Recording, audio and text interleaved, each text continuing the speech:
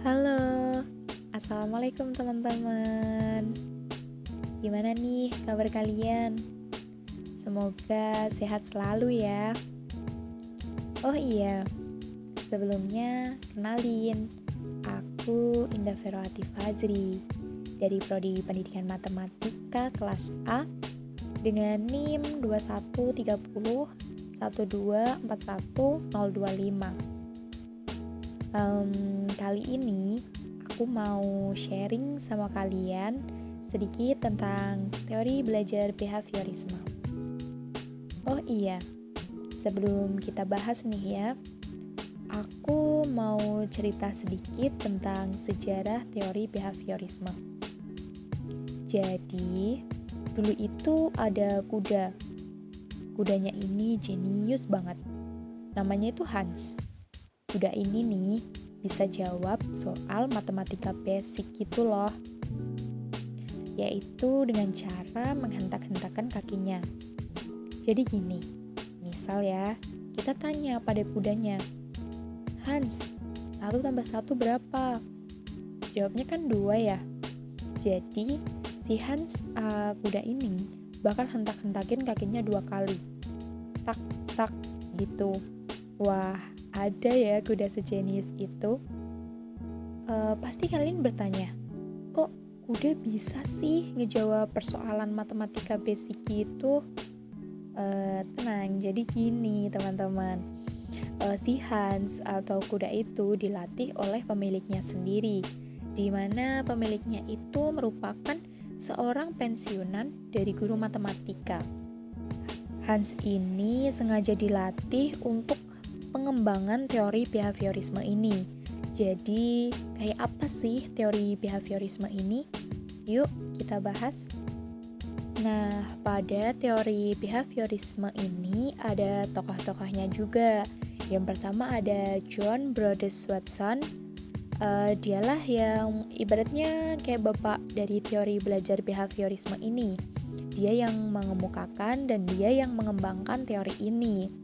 Selain John, ada tokoh lain nih, ada B.F. Skinner, Edward Lee Thorndike, Ivan Pavlov, Albert Bandura, Clark Leonard Hall, Edwin Ray Guthrie. Nah, banyak ya. Jadi, teori behavioristik itu teori belajar yang mengutamakan pada perubahan tingkah laku siswa sebagai akibat dari adanya stimulus dan respon. Menurut Watson, tingkah laku siswa merupakan hasil dari pembawaan genetis dan dipengaruhi oleh lingkungan.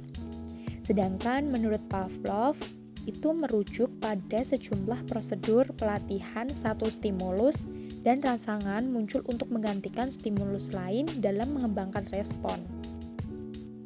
Ada juga nih pendapat dari Skinner. Menurut Skinner, hubungan antara stimulus dan respon itu terjadi melalui interaksi dengan lingkungan yang menimbulkan perubahan tingkah laku.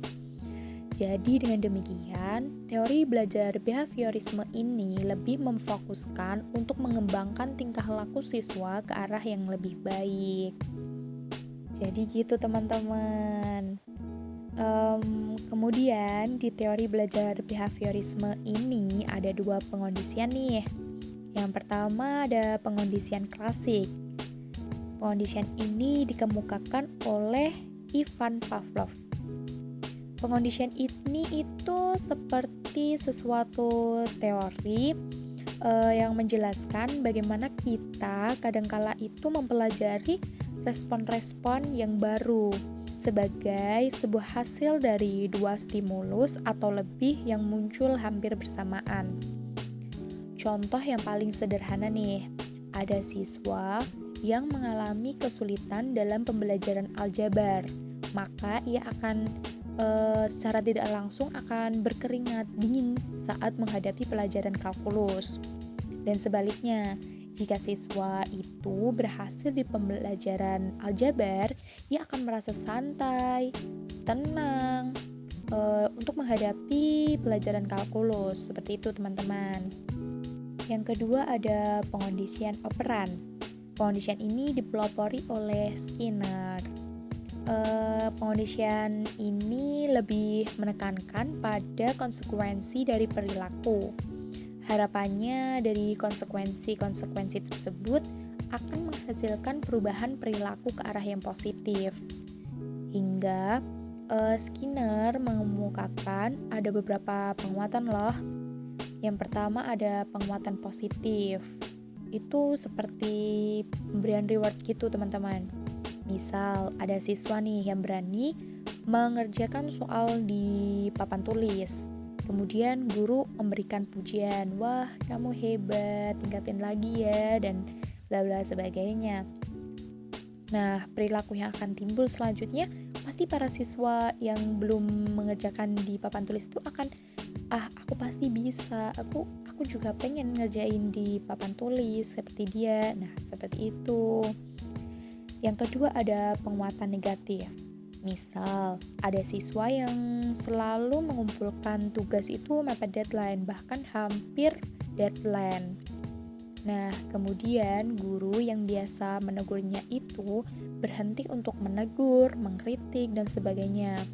Hal ini pasti akan membuat siswa tersebut berpikir, loh, kenapa guruku yang biasanya menegur, kali ini kok diam saja tidak menegurku ya?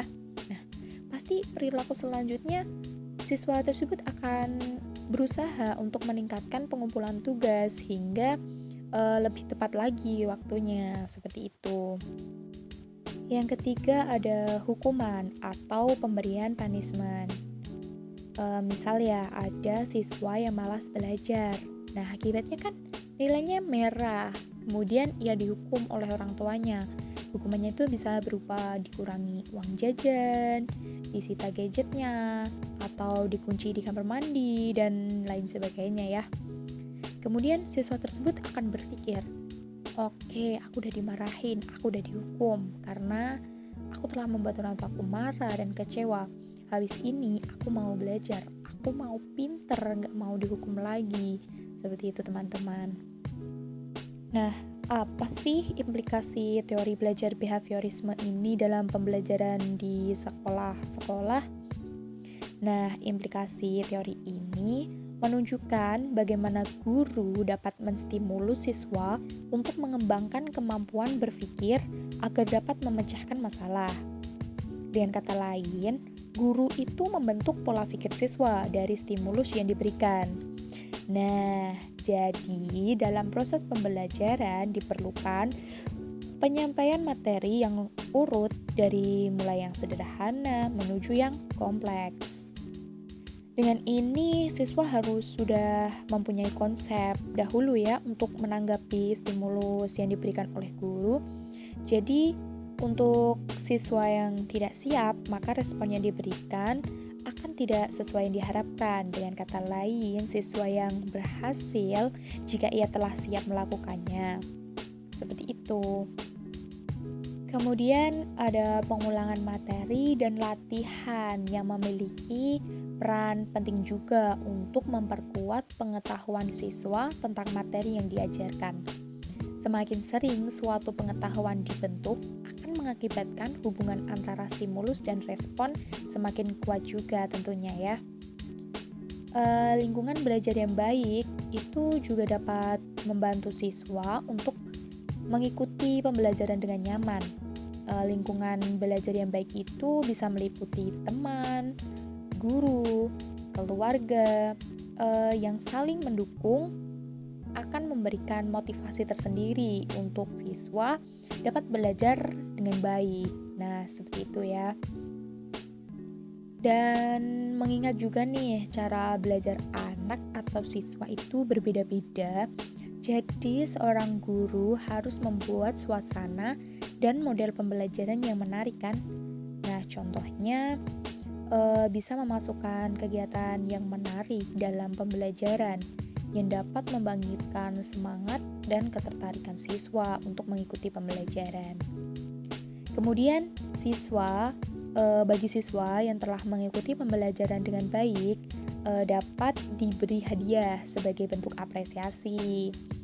Dan sebaliknya, untuk Siswa yang belum baik dapat diberikan arahan agar menjadi lebih baik lagi, seperti itu. Nah, untuk setiap teori belajar tuh pasti memiliki kelebihan dan kekurangan masing-masing kan ya teman-teman. Nah, di teori belajar behaviorisme ini memiliki kelebihan nih, seperti tentunya membiasakan guru untuk lebih jeli dan peka terhadap situasi dan kondisi saat belajar.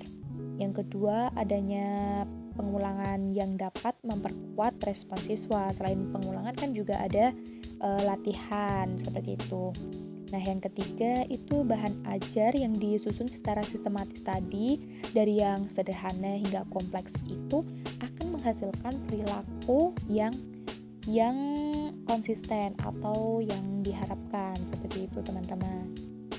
Kemudian ada juga nih tentunya kekurangan dari teori behaviorisme, yaitu teori behaviorisme ini terlalu fokus pada perubahan perilaku siswa hingga kurang memperhatikan penanaman nilai-nilai, seperti itu. Nah, itu tadi sedikit sharing dari aku mengenai teori belajar behaviorisme. Kurang lebihnya aku minta maaf. Dan terima kasih teman-teman. Wassalamualaikum warahmatullahi wabarakatuh.